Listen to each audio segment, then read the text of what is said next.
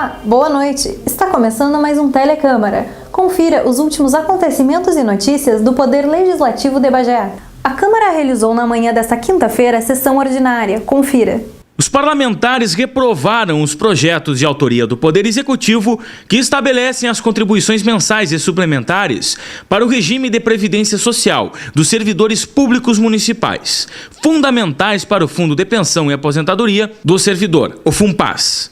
Na votação foram 9 vereadores contra 8, sendo que a posição decisiva foi a do presidente Wilson Moraes, que desempatou colocando-se contra a proposta. Os vereadores aprovaram o requerimento de autoria de Esquerda Carneiro, do PTB, que propõe a realização de sessão especial no dia 7 de outubro, para homenagear a Escola Estadual Carlos Cluve, pelos 60 anos de fundação. Tramita em primeira discussão o projeto de lei de autoria do vereador Rafael Fuca, que institui eleições diretas para as direções das escolas infantis do município. Também começa a passar pelo plenário a iniciativa dos parlamentares de declarar utilidade pública a Associação de Defesa da Ecologia Ampla e da Arte, o EcoArte. Deverão ser votados na próxima sessão, segunda-feira, os projetos do Executivo que estabelecem a abertura de crédito no valor de R$ 235 mil para serviço de convivência e fortalecimento de vínculos, R$ 180 mil para residência inclusiva e R$ 41 mil para o programa de requalificação de unidade básica de saúde.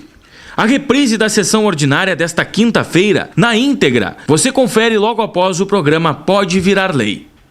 O advogado contratado para atuar exclusivamente nas CPIs chega a Bagé. Acompanhe. Contratado para atuar diretamente nas CPIs, chegou à Câmara de Vereadores o advogado porto-alegrense Moacir Cristo.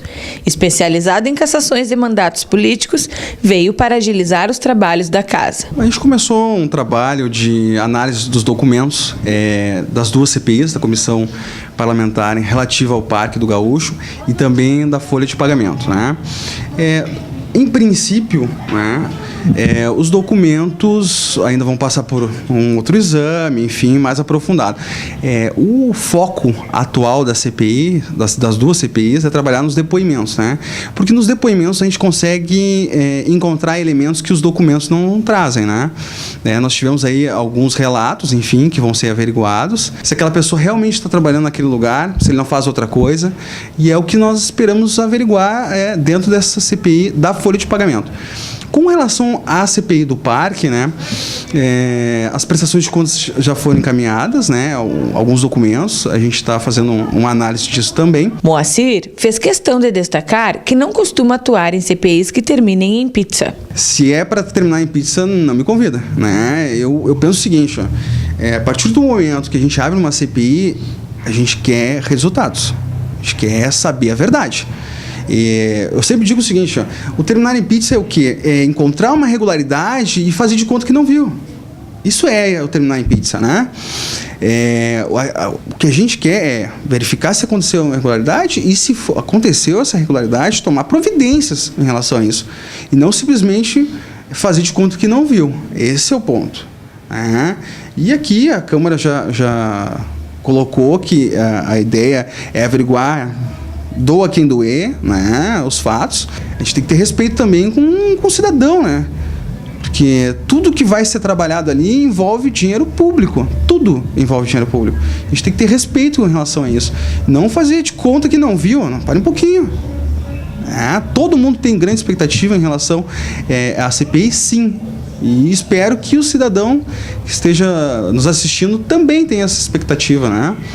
Da gente ter um bom trabalho e verificar se aconteceu ou não aconteceu essas irregularidades, né? Nas duas situações.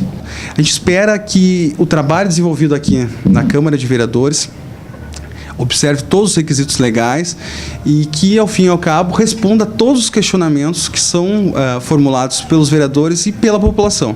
O advogado Moacir Cristo faz parte da equipe do Centro de Estudos para a Administração Pública de Porto Alegre, a qual firmou contrato de 1 ano com a Câmara de Vereadores de Bagé. Câmara de Vereadores recebe sua nova frota. Confira. A A Câmara de Vereadores recebeu na tarde desta quarta-feira os novos carros que passarão a formar a frota do Legislativo, que anteriormente contava com 3 caminhonetes, uma Triton L200 e 2 Zafiras. Porém, com as novas medidas voltadas para a redução de gastos do presidente Wilson Moraes, foram leiloadas, sendo que uma das Zafiras não foi arrematada. Logo após esse procedimento, foi aberto um processo licitatório destinado à aquisição de carros populares, no qual foram adquiridos 2 automóveis Palio Fire motor 1.0.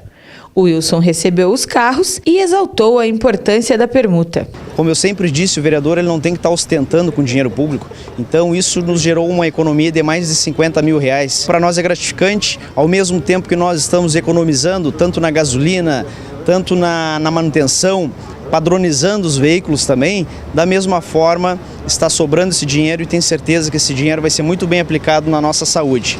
Então tá aí e ao mesmo tempo estamos renovando a frota, né? 2 veículos novo Palio, 0 km, são carros populares, um vai ser destinado para a nossa TV Câmara e outro para o trabalho dos vereadores dentro da cidade.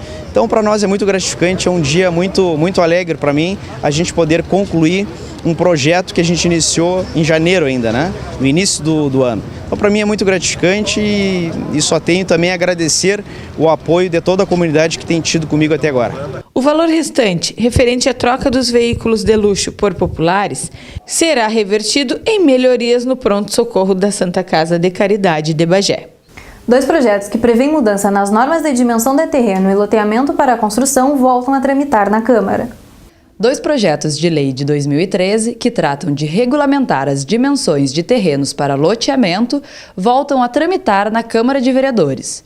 O secretário de Planejamento de Bagé acredita que essa medida possa acelerar a economia e atrair investidores. Com essas leis que nós temos, essas 2 leis que nós encaminhamos para a Câmara, uma em abril e a outra em janeiro, com isto nós damos condições de que os terrenos fiquem menores. Eu gosto muito de terreno grande, mas tu tem que ter sempre alguém para cuidar desses terrenos, porque tu não consegue, trabalha toda semana, chega no fim de semana, tu tem uma chácara para cuidar. Então, não. Então, tu vai ter. Não quer dizer que com a aprovação dessas leis não vai existir os outros loteamentos. Quem quiser vender um loteamento maior, é natural, quem quiser comprar vai pagar mais caro, 10 por 40 ou 10 por 30. Mas com este projeto nós estamos embasados dentro da lei federal que nos permite que seja até menor. Mas nós estabelecemos no mínimo 240 metros quadrados para esse tipo de investimento. O que seria? Um terreno com 8 metros de frente, por 30 de fundos. Com isso tu pega e tu tem condições de construir a tua casa aqui na frente com 10 metros de fundo. Então tu tem 80 metros de área construída. É uma casa de bom tamanho e com isso tu fica aqui com o restante do terreno. Tu constrói, se tu quiser, aqui uma área de 5 metros, uma área de serviço no fundo do pátio, 5 metros. Tu tem uma área aqui de 40 metros quadrados. É uma enorme área de serviço que tu tem condições de ter a tua churrasqueira, mesa, tudo, máquina de lavar, tu acomoda tudo dentro dessa tua área. E tu fica aqui, ó, com 15 metros de frente a fundo do terreno.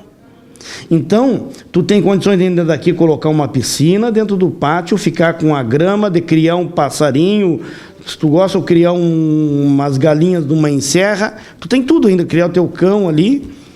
Então, só que no fim de semana, a Bárbara mesmo tem condições de pegar e fazer aqui esse corte de grama, coisa e tal, de ajeitar em questão de 2 horas.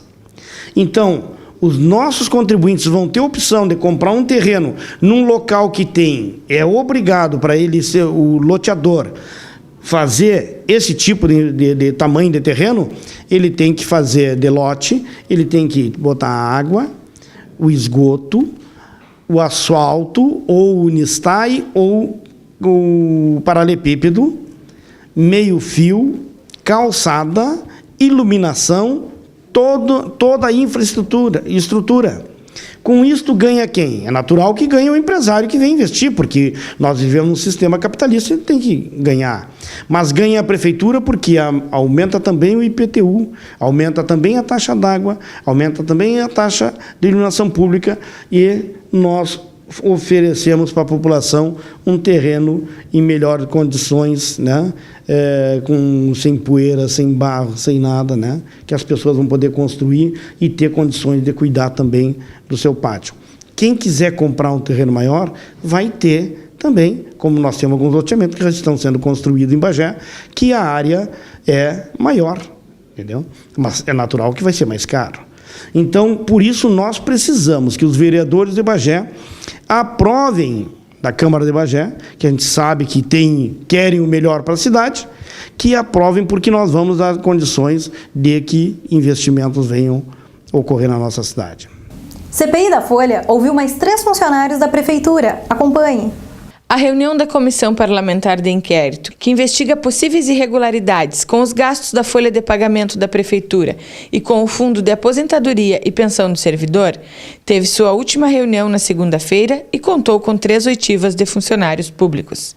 A expectativa é que um total de 10 servidores passem pelo processo que implica em investigar a função de cada um, estas que vinham sendo apontadas como irregulares, desconfianças que, segundo o relator da CPI, se confirmaram. O que mais nos impressiona é que todas as pessoas que nós estamos ouvindo até agora, todas estão em desvio de função. Todas são lotadas numa secretaria, desempenham função em outra e recebe FG de outra secretaria. Então, até agora, sim, todas que nós ouvimos, todas estão comprovando, estão justificando, né? E realmente ali, nas CPIs ali, nós já ouvimos em torno de mais de 10 pessoas e essas 10 pessoas, todas unânimes, confirmaram a sua situação nas secretarias. E muitos FGs também, o que estava acontecendo? Pessoas que recebiam FGs de coordenação. Um FG, para ser mais claro, recebia um FG considerado chefe. E, na verdade, sem ser chefe. E aquela pessoa que exercia uma função de coordenação não recebia. Estamos guardando todos os depoimentos dessas pessoas, estamos preparando já um relatório da CPI da Folha e logo após que nós concluirmos o relatório da CPI da Folha, vamos começar a trabalhar em cima do assunto FUNPAS, que é outro importante assunto também que a CPI está investigando, porque se tiver, da forma que está hoje o FUNPAS aqui no nosso município, pode ter certeza que daqui a 5, 6, 7 anos poderá dar problemas para aquelas pessoas que recebem pelo FUNPAS, funcionários inativos, e é isso que a gente não quer. Nós estamos nos preocupando já no futuro. Então, por isso que nós estamos investigando, o FUNPAS é pauta nas CPIs, então por isso que nós temos que ter a responsabilidade de procurar corrigir os erros. Para a próxima reunião, segunda-feira 16, a CPI prevê o depoimento de 6 servidores reconvocados. CPI do Parque do Gaúcho quer ouvir novos depoimentos para dar continuidade às investigações. A Comissão Parlamentar de Inquérito, que investiga possíveis irregularidades no Parque do Gaúcho e nos convênios da Prefeitura, realizou sua última reunião na quinta-feira, dia 5, de portas fechadas. A expectativa era de que viessem depor o prefeito Dudu Colombo, Jorge Abut, o Liquinho, coordenador e outros funcionários do parque. Porém, o não comparecimento de nenhum dos convocados adiou os próximos rumos da CPI. O relator da comissão explicou as prováveis consequências e o próximo passo a ser dado se os citados continuarem não atendendo às convocações. Caso não haja o comparecimento deles nessa extraordinária, sendo que já foram convocados, agora estão sendo reconvocados, então juridicamente depois nós vamos ver quais são os meios cabíveis legais que nós temos de conduzi-los até essa casa. Até então nós estamos de uma maneira ética, educada, né, moral, convidando, convocando a comparecer. E não atendendo nenhuma dessa solicitação, então nós vamos recorrer ao nosso jurídico para que possamos ver quais são as medidas, os meios que nós podemos usar para conduzir aqui para prestar esclarecimentos. A próxima reunião da CPI do Parque do Gaúcho acontecerá extraordinariamente no dia 13 de junho e ouvirá o total de 13 pessoas. Entre alguns funcionários e responsáveis pelo parque, ainda contará também com a declaração do diretor da produtora Panda Filmes, Beto Rodrigues. Depoimento que deve contestar a oitiva do produtor cultural Mauro Moreira, que em depoimento à comissão apontou várias irregularidades no parque. O plenário Lídia Almeida sediou o processo de participação popular no destino do orçamento público para 2015. As localidades integrantes da região de Bagé participaram nesta terça-feira de mais uma edição das plenárias do Orçamento Participativo. A Câmara de Vereadores cedeu espaço para que um grande ato de democracia fosse exercido no local. O plebiscito do governo estadual, que permite aos cidadãos influenciar ou decidir sobre os orçamentos públicos através de processos da participação da comunidade, é a chance da sociedade civil participar ativamente na escolha das prioridades no investimento do dinheiro público. Em Bagé e região, o procedimento é aplicado anualmente. A pessoa pode votar e escolher essas demandas, as demandas que preferirem, de sua preferência, que estão dentro da cédula elencada. Nós temos 13 demandas escritas, que são as prioritárias e estruturantes. Pode escolher 4 prioritárias e 2 estruturantes. Está muito boa a votação aqui, está dentro da expectativa. A presidente do Conselho Municipal de Desenvolvimento também comentou sobre a participação das entidades que pretendem ser beneficiadas com o pleito. Nós temos várias entidades. Esse ano nós tivemos 16 entidades inscritas, né?